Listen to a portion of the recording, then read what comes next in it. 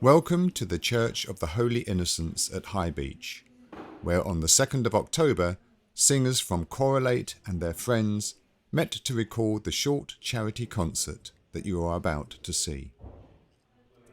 The programme was inspired by the late Mary Mason, who died at the beginning of this year at the age of 102.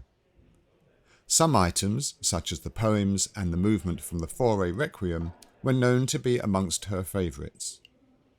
Others have been inspired by her love of flowers and sport, particularly rugby, as her husband was a keen player in his youth. This performance is in aid of the British Red Cross, one of Mary's nominated charities. There will be details at the end and in the YouTube description to show how you can make a donation. As the singers take up their socially distanced places, we invite you to sit back and enjoy our charity performance for 2021.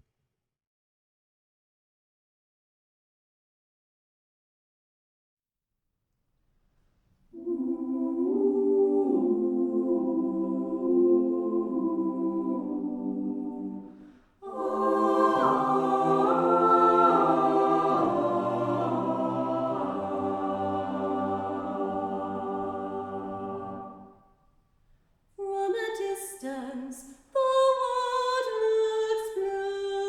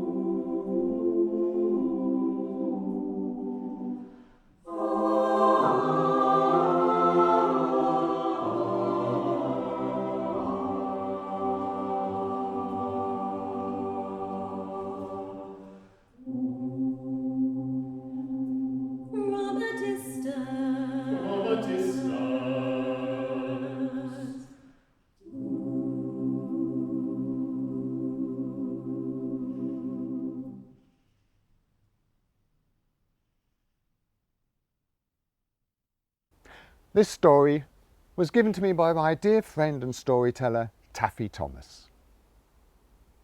There was once an old man, and he lived in an old cottage, a cottage with very few facilities.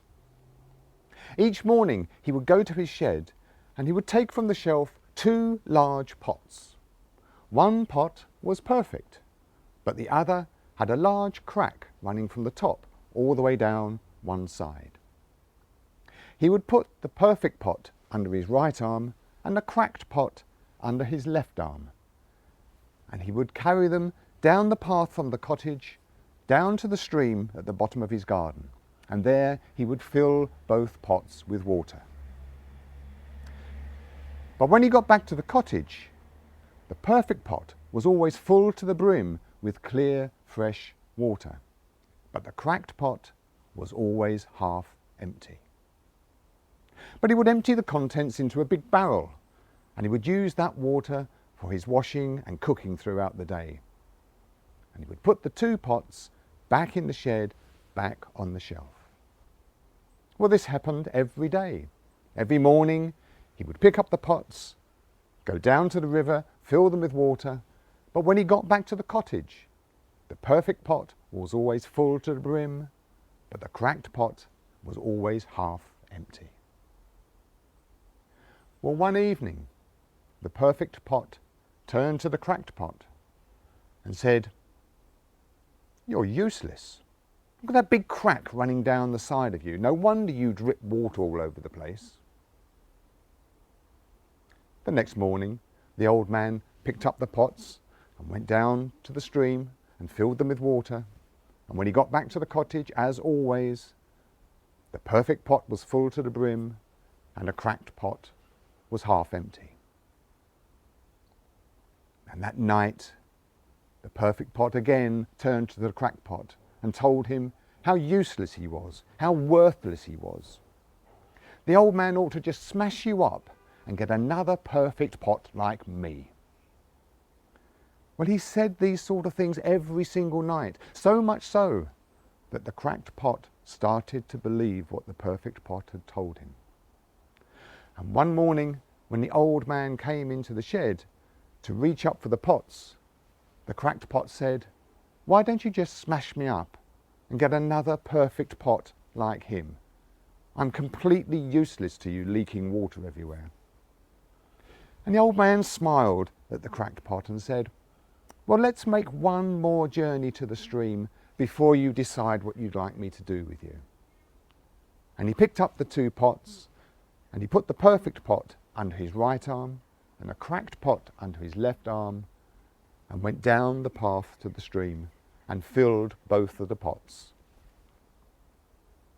When he got back to the cottage, as always, the perfect pot was full to the brim with clear, fresh water, and the cracked pot was half empty. "There we are," said the cracked pot.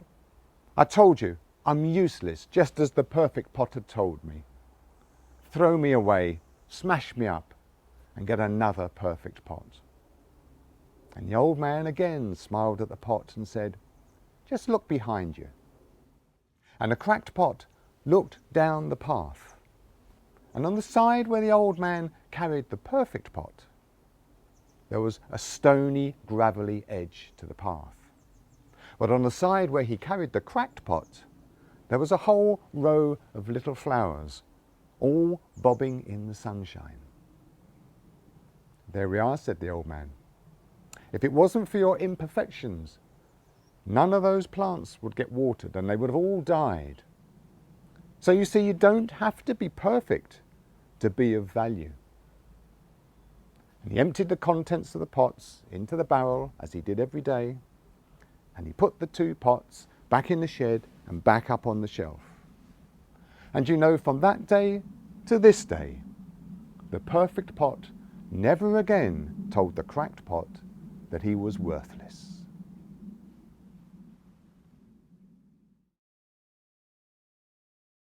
Every bursted bubble has a glory. Each abysmal failure makes a point. Every glowing path that goes astray shows you how to find a better So every time you stumble, never grumble. Next time you'll bumble even less. For up from the ashes, grow the roses of success. Grow the roses, grow the roses, grow the roses of success. Oh yes! Grow the roses, those rosy roses, from the ashes of disaster, grow the roses of success. For every big mistake you make, be grateful. That mistake you'll never make again. No, sir! Every shining dream that fades and dies generates the steam for two more tries. Oh, there's magic in the wake of a fiasco. Correct! It gives you that chance to second guess. Oh yes, then up from the ashes, grow the roses of success. Grow the roses, those rosy roses, from the ashes of disaster, grow the roses of success.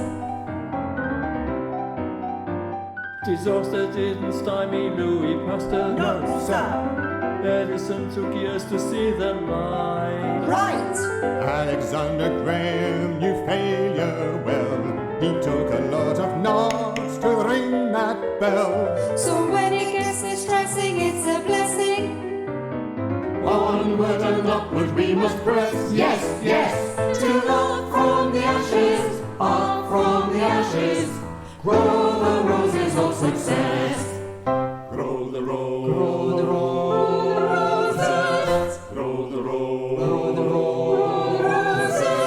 Grow the roses of success. Grow the roses,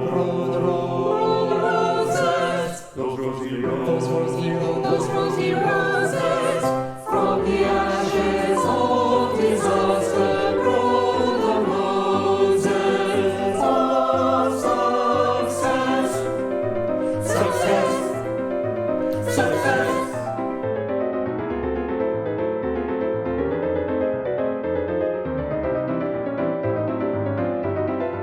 Success!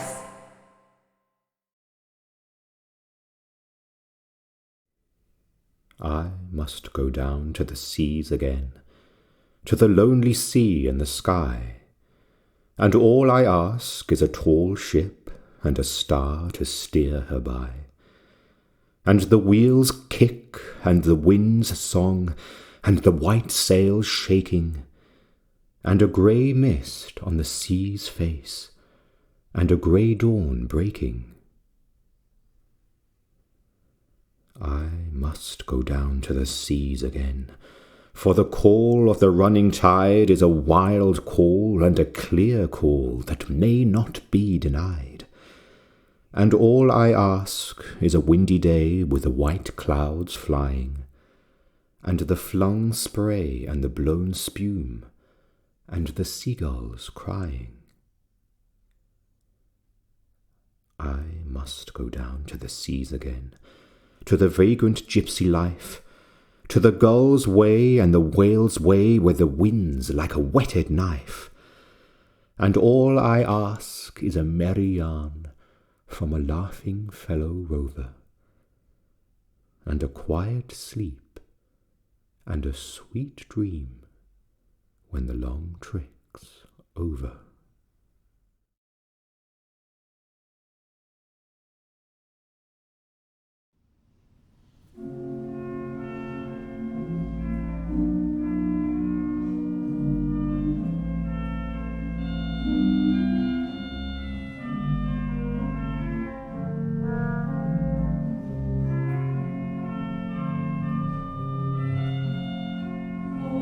Agnus Dei,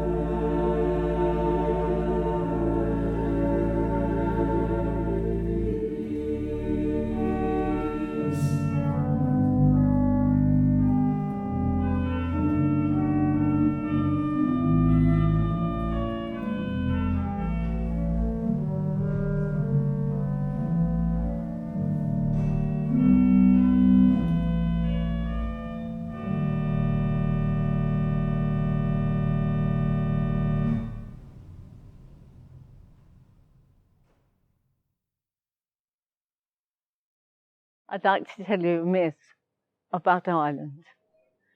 Irish myth includes the land of Tir na Nog. It's a fabled land. Many centuries ago, Ireland was run by tribes, and the most famous tribe of all was Finn McCool. He was in Galway, near Connemara. They were out one day hunting, led by Ossian, who was Finn McCool's eldest son, his favourite. And they suddenly saw a disruption on the shoreline. They thought they'd rush down, just in case it was raiders from another tribe. It wasn't. It was a beautiful girl on a white horse, riding up out of the waves. Well, the whole tribe stopped where they were, took a step back. Here was something a little uncanny, except for Ossian. Ossian was fascinated. He walked forward to meet her. He greeted her. She said, "I am Neve, daughter of the god of the sea." "Who are you?" He said, "I'm Ossian, eldest son of Finn McCool." So she said, "I've come to look round the area. Come with me, Ossian."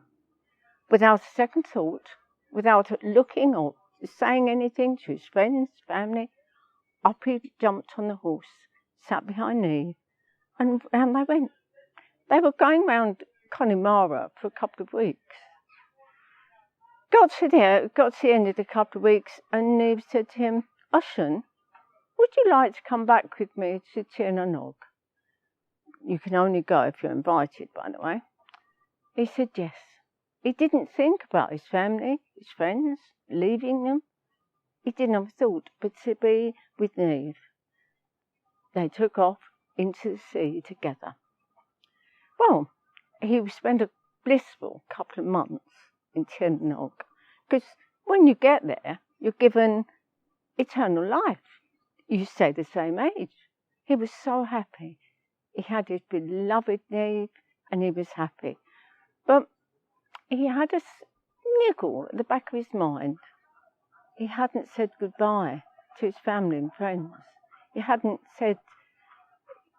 told them where he was going. And he suddenly felt very guilty.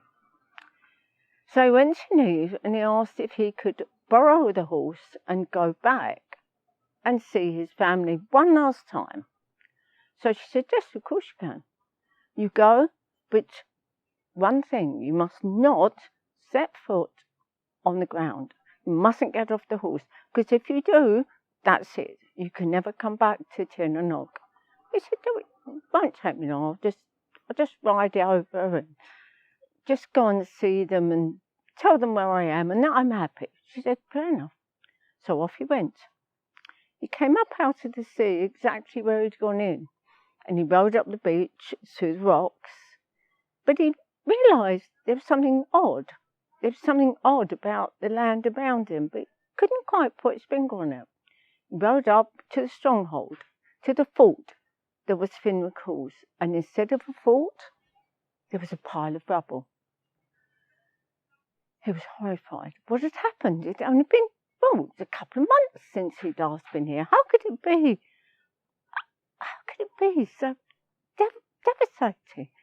So he rode around and he found 3 men pushing a large boulder. He said, "Can you tell me, what happened to the fort of Finn McCool?" They looked stunned. They said, "There's been no McCools in Ireland for a couple of centuries." They said, "It was made of ruins centuries ago." It suddenly dawned on him. Time moves differently in the land of the fairies than it does back in the real world. He realised that instead of a couple of months, a couple of centuries had gone by. He was stunned. He thought everybody he knew, everybody he loved, all his family and friends were dead. He fell to the ground off the horse. The instant he hit the ground, he became a bent old man. He lay there. He was devastated. Everything he knew was gone. He was old, he was bent. He had no one. He couldn't go back to Tinnanog. He would never be with his beloved Neve again. He died that second of a broken heart. The horse stood over him for a short while. Then it turned and galloped back to Tinnanog. Then Neve, when she saw it, she knew that Ossian wasn't going back, and she would spend the rest of her days, which was forever, without the man she loved.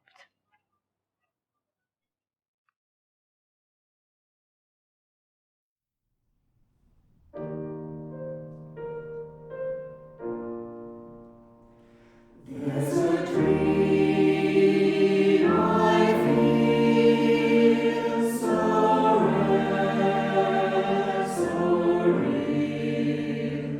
All the world in union, the world as one, gathering together.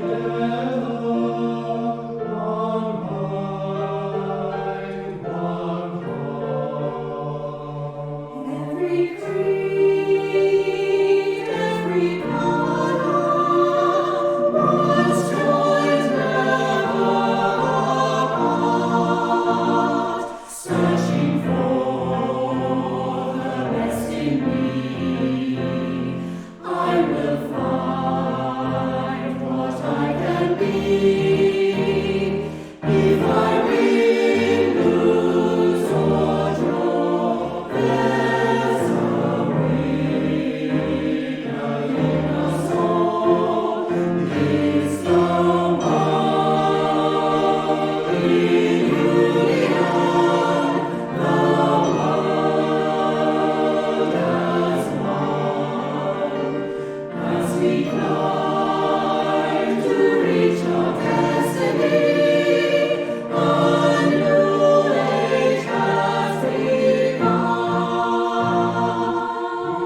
We face high mountains, must cross the sea. We must take a place in history and live with dignity, just to be the best I can. Set the goal for every man. If I win, lose, or draw, it's a victory for all. It's a world in union, the world as one. As we climb to reach our destiny, a new age has begun.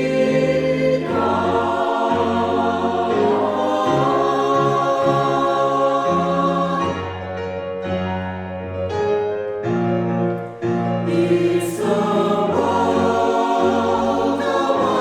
union, a new age has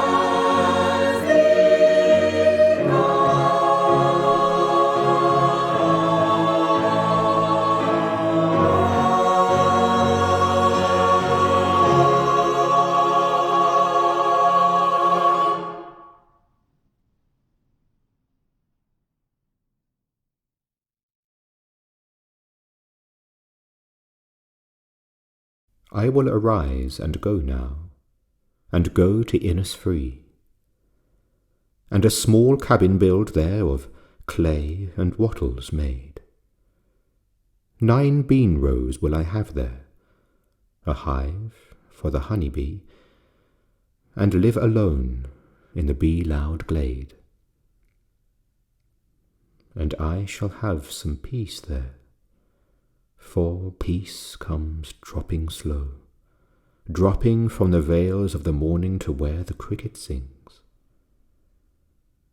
There midnight's all a glimmer, and noon a purple glow, and evening full of the linnet's wings.